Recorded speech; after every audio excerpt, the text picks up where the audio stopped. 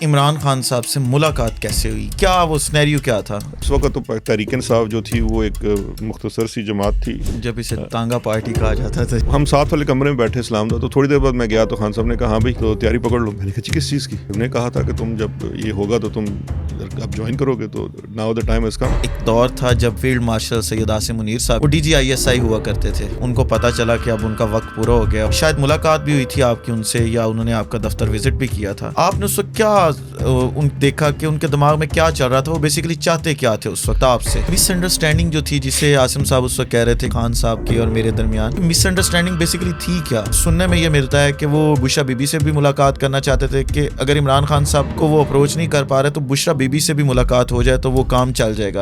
کیا واقعی ملاقات کرنا چاہتے تھے بشرا بی بی سے؟ 3 اسٹار جنرل کے ساتھ جو DGMI بھی رہا ہو، DGISI بھی رہا ہو، اس کو یک جنبش قلم نہیں ہٹایا جاتا. انہوں نے کہا نہیں یہ وہ ہے جلن باجوہ واز آن بورڈ، یہ سب کچھ ہے، تم لوگ پریشان نہ ہو. میں نے کہا جی ادھی کیبنٹ پریشان ہے. جو ان کی نیچر ہے جنرل صاحب کی، انہوں نے بدلہ لینے کی ٹھانی.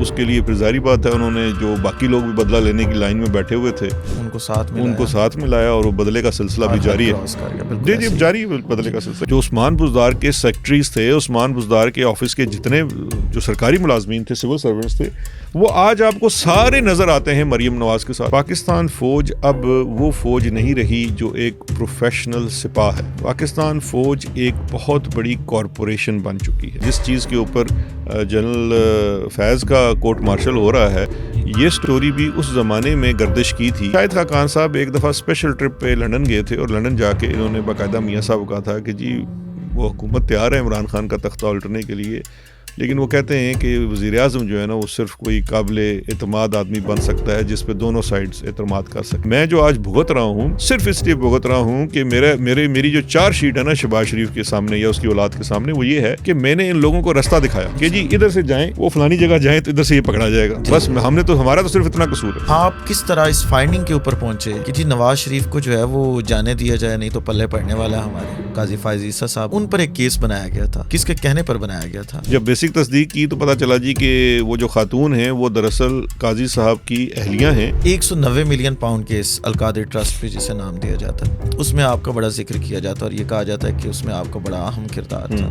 کیا کردار تھا سر آپ کا اس میں؟ سر کہنے کا تو مجھے نہیں پتا، لیکن کیس 100% سچا تھا. اس وقت پاکستان تحریک انصاف کی موجودہ قیادت، عمران خان کی وہ رہائی کی تحریک ہو یا باقی معاملات ہوں، آپ کیا سمجھتے ہیں کہ ٹھیک ٹریک پہ ہیں یا کچھ پرابلمز ہیں جنہیں سارٹ آؤٹ کرنا چاہیے؟